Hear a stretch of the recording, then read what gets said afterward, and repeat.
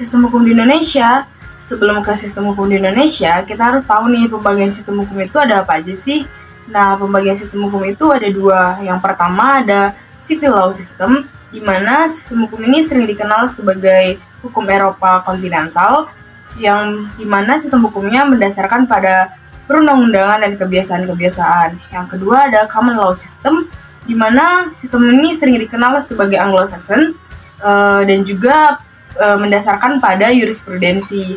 Yang belum tahu nih, apa sih itu jurisprudensi? Jurisprudensi itu keputusan-keputusan hakim terlebih dahulu yang menjadi dasar putusan hakim selanjutnya. Lalu, sistem hukum Indonesia menganut sistem apa? Nah, sebagai negara hukum, Indonesia menganut 3 sistem. Yang pertama ada civil law, kedua ada hukum adat, dan ketiga ada hukum Islam. Indonesia cenderung pada civil law system karena Indonesia bekas jajahan Belanda, di mana Belanda sendiri menganut civil law system. Nah, dan juga dalam civil law system yang paling ditonjolkan adalah kepastian hukum. Walaupun masih ada beberapa peraturan perundang-undangan di Indonesia yang konsepnya sendiri dari common law system. Lalu, masih relevankah sistem hukum tersebut? Bagaimana tanggapan terhadap sistem tersebut dan gimana sih pelaksananya? Nah, sistem hukum di Indonesia masih relevan walaupun ada beberapa hukum dalam hukum adat yang mulai tergeser.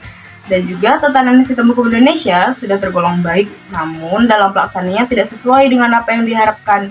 Dengan penegak hukum yang tampaknya masih ada yang pandang bulu pada pelanggar hukum sehingga masyarakat kehilangan kepercayaan nih dan mulai abai pada hukum yang ada karena merasa bahwa hukum itu nggak akan berjalan sebagaimana mestinya.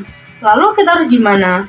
Kalau kita sendiri enggan diatur oleh hukum, bagaimana penegak hukum akan menegakkan hukum? Peraturan-peraturan yang ada jika berhasil ditegakkan akan berdampak baik juga loh bagi kita. Nah, jika masyarakat menanggapi dengan baik, maka hal yang sama juga harus dilakukan oleh para penegak hukum. Karena salah satu penyebab masyarakat abai pada hukum karena penegaknya yang tidak menegakkan hukum dengan baik. Banyak masyarakat yang memiliki pengalaman buruk dengan penegak hukum sehingga abai pada hukum. Kita juga harus menegakkan hukum untuk mendorong penegakan hukum di Indonesia mulai dari hal kecil. Contohnya, mematuhi peraturan lalu lintas.